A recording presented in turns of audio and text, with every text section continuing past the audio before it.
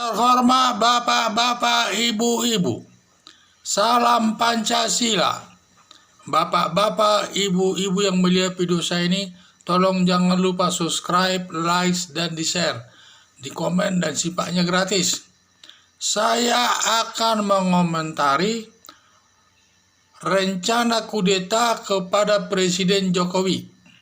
Jadi ini saya lihat di YouTube sudah penuh banyak berita-berita yang ingin menjatuhkan Presiden Jokowi yang padahal kinerjanya bagus, tetapi semua ada saja katanya kesalahannya.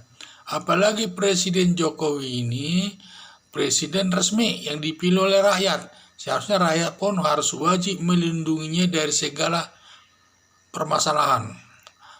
Jadi di sini ada rencana kudeta atas Presiden Jokowi yang datang dari beberapa kelompok. Jadi kelompok itu yang ingin menjatuhkan Presiden Jokowi itu adalah kelompok mafia. Mumpung kelompok mafia ini mungkin ada kaitannya itu dengan Orde Lama, yaitu terkait dengan mereka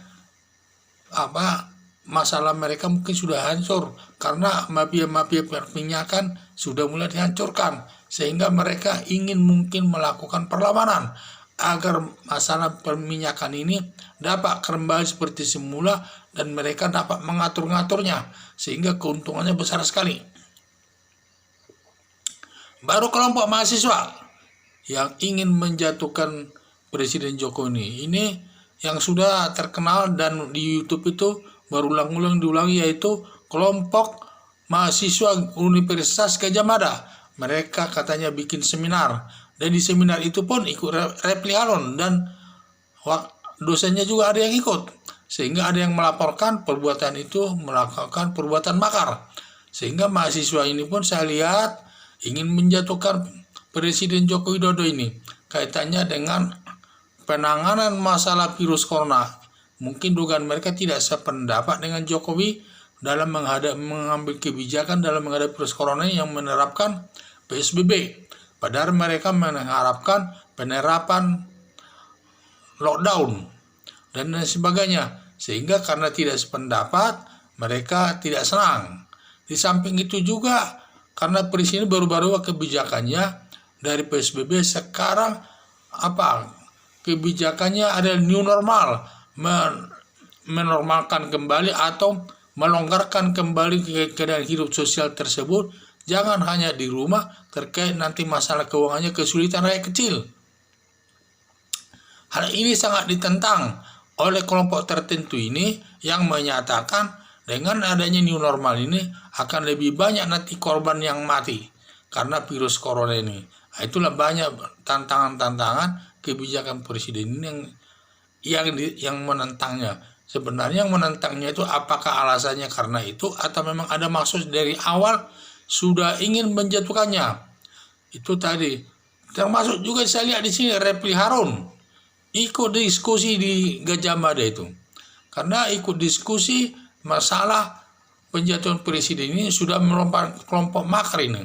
Padahal dia seorang sarjana hukum berpendidikan doktor dan juga dia itu jurusan hukum tata negara. Seharusnya dia tahu risiko perbuatan itu, bahwa itu perbuatan melanggar hukum. Itu bukan kebebasan berpendapat itu.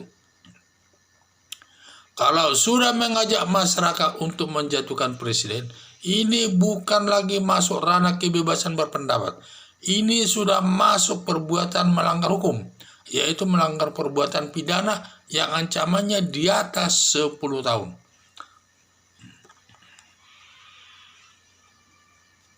Dan mereka juga katanya ada yang menyatakan bahwa 3 bulan lagi Jokowi akan jatuh.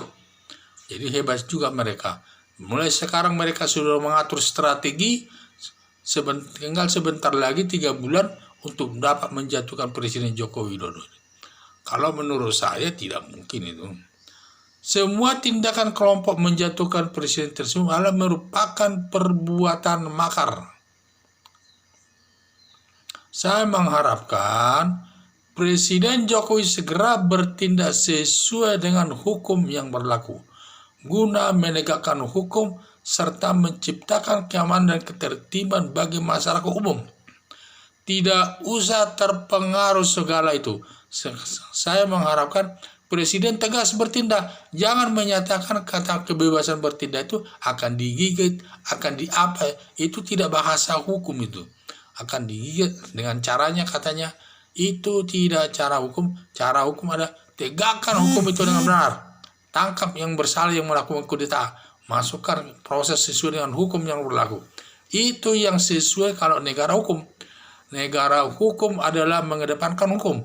Siapapun berbuat kalau kebebasan berpendapat itu boleh dilakukan. Di Indonesia, di dalam Undang Dasar 45 dinyatakan ada kebebasan berpendapat. Benar itu. Hanya saja kebebasan berpendapat itu tidak boleh bertentangan dengan hukum yang berlaku. Karena masalah kudeta ini sudah diatur dalam hukum pasal 104 KUHP yang ancamannya adalah 10 tahun. Mengajak masyarakat untuk menjatuhkan presiden. Sehingga di sini tidak ada kebebasan berpendapat, tinggal mengambil tindakan tegas dari presiden untuk memproses hukumnya sesuai dengan perbuatan masing-masing. Sekian dan terima kasih.